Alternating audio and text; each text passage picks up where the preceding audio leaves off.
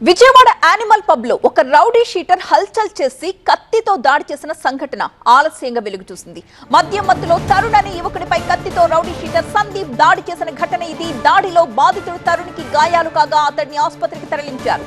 Rowdy sheeter Sandeep పరారీలో ఉన్నాడు ప్రస్తుతం.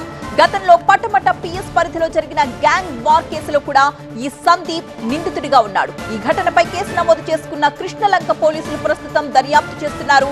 అర్ధరాత్రి వరకు సమయ పాలన లేకుండా యానిమల్ పబ్ నిర్వహిస్తున్నాడు సందీప్. గతంలో కూడా యానిమల్ పబ్ లో గొడవలు జరగడంతో పోలీసులు లాఠీ చార్జ్ కూడా చేశారు.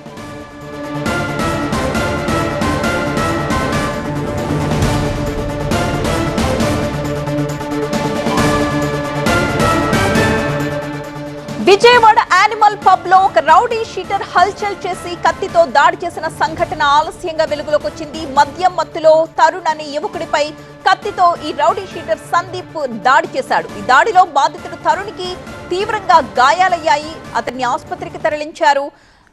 రౌడీ షీటర్ సందీప్ ప్రస్తుతం పరారీలో ఉన్నాడు. గతంలో కూడా పట్టమట పిఎస్ పరిధిలో జరిగిన గ్యాంగ్ వార్ కేసులో నిందితుడిగా ఉన్నాడు ఇదే సందీప్. ఈ ఘటనపై ఇప్పుడు ప్రస్తుతం పోలీసులు కేసు నమోదు చేసుకుని కృష్ణలంక పోలీసులు దర్యాప్తు జరుపుతున్నారు. అర్ధరాత్రి వరకు సమయ పాలన లేకుండా యానిమల్ పబ్ నిర్వహించడమే కాకుండా ఒక వ్యక్తిపై కత్తితో దాడి చేశాడు అన్న విషయం ఆలస్యంగా వెలుగు చూసింది.